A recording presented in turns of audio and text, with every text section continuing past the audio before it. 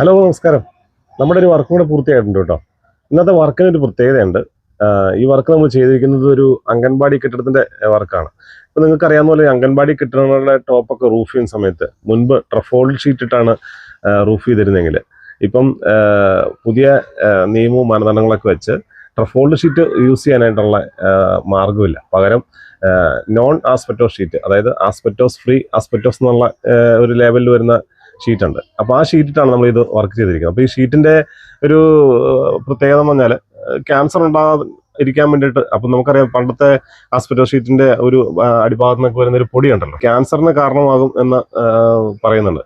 അപ്പോൾ അതുകൊണ്ട് തന്നെ ഇപ്പം ഇറങ്ങുന്ന പുതിയ ഷീറ്റാണ് ആസ്പെറ്റോസ് ഫ്രീ ആസ്പെറ്റോസ്. അപ്പോൾ അത് വെച്ചാണ് നമ്മൾ ഇതിന്റെ വർക്ക് ചെയ്തിരിക്കുന്നത്. അപ്പോൾ ആ വർക്കും നമുക്ക് കണ്ടാലോ. അപ്പോൾ വീഡിയോയിലേക്ക് പോകാം. ഇതിനെന്താണ് ഇത്ര പ്രത്യേകത എന്ന് ഒരുപാട് ആൾക്കാർ ചിലപ്പോൾ വീഡിയോ കാണുമ്പോൾ ചോദിക്കും കേട്ടോ. ഒരു പ്രത്യേകതയില്ല. ആകപ്പാടെയുള്ളൊരു പ്രത്യേകത, നമ്മൾ സാധാരണ ഷീറ്റ് ഇടുന്നതിന് മുമ്പ് ചെയ്യേണ്ടതായിട്ടുള്ള എല്ലാ കാര്യങ്ങളും ചെയ്യണം. അതായത് ലെഗ് GIയുടെ 3 ഇഞ്ചിൻ്റെ റൗണ്ട് ലെഗാണ് കൊടുത്തിരിക്കുന്നത്. ബാക്കി 3.5 സ്ക്വയർ ട്യൂബിളാണ് നമ്മൾ അതിൻ്റെ റാഫ്റ്ററും ബാക്കി പെർലെഗും കാര്യങ്ങളെല്ലാം നമ്മൾ ചെയ്തിരിക്കുന്നത്.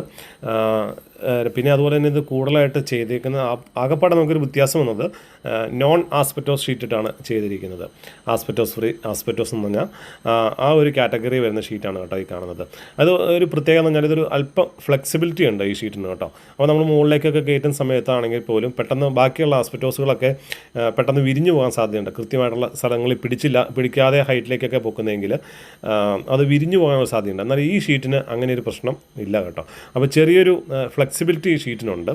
പിന്നെ നമ്മൾ സ്ഥിരമായിട്ട് ട്രഫോൾഡ് ഷീറ്റുകൾ ഇട്ട് വരുമ്പോൾ അതിന് തീരെ വെയിറ്റ് ഇല്ല. നമുക്ക് ഈ 20 ഷീറ്റ് വരെയൊക്കെ നമുക്ക് ഒരാൾക്ക് സിമ്പിളായിട്ട് എടുത്ത് പോക്കാം. എന്നാൽ ഈ ഒരു ഷീറ്റിൻ്റെ പ്രശ്നം എന്ന് പറഞ്ഞാൽ 12 ഷീറ്റാണ് മുഴുവൻ ഇട്ടിരിക്കുന്നത്. 12 ഷീറ്റ് ഏകദേശം താഴെ നിന്ന് 2 പേര് പൊക്കാനും മുകളിൽ നിന്ന് 2 പേര് വാങ്ങാനുമായിട്ട് ഏകദേശം 4 പേരുടെയോളം ഇതിനകത്ത് വർക്ക് വന്നിട്ടുണ്ട്. എന്ത് കഷ്ടപ്പാടാണെങ്കിലും നമ്മൾ ഏൽപ്പിച്ച വർക്ക് സമയത്ത് വൃത്തിയായിട്ട് ചെയ്യുക എന്നുള്ളൊരു ഉത്തരവാദിത്വം നമുക്കുണ്ടല്ലോ. എല്ലാ ജോലിക്കാരെ പോലെയും ഞങ്ങളും അത് കൃത്യമായിട്ട് ചെയ്തു എന്നൊരു ആത്മവിശ്വാസവും ഞങ്ങൾക്കുണ്ട്. അപ്പോൾ ഇതിൻ്റെ 4 സൈഡിൽ നമ്മൾ പാത്തിയും കാര്യങ്ങളെല്ലാം കൊടുത്തിട്ടുണ്ട്. അപ്പം നമുക്കറിയാം അംഗൻവാടി കെട്ടിടം എന്നൊക്കെ പറയുമ്പോൾ ഒരുപാട് ഏരിയകളൊന്നും വരുന്നതായിരിക്കില്ല. അപ്പോൾ കൺജസ്റ്റഡ് ആയിട്ടുള്ളൊരു ഏരിയയാണ്. കിട്ടിയ വർക്ക് ഏറ്റവും ഭംഗിയാക്കി തീർത്തു. അതുപോലെ ഇതിൻ്റെ ലെഗുകളെല്ലാം നല്ല ഭംഗിയായിട്ട് കോൺക്രീറ്റ് ചെയ്ത് ഉറപ്പിച്ചിട്ടുണ്ട് കേട്ടോ. ഏകദേശം ഒരടി മുകളിൽ ഒരടി വീതിയിൽ നല്ല രീതിയിൽ കോൺക്രീറ്റൊക്കെ ചെയ്ത് ഉറപ്പിച്ചിട്ടുണ്ട് കേട്ടോ. അപ്പോൾ ഏൽപ്പിച്ച വർക്ക് ഭംഗിയായി പൂർത്തീകരിച്ചെന്നൊരു ആത്മവിശ്വാസത്തോടെ വീണ്ടും കാണാം.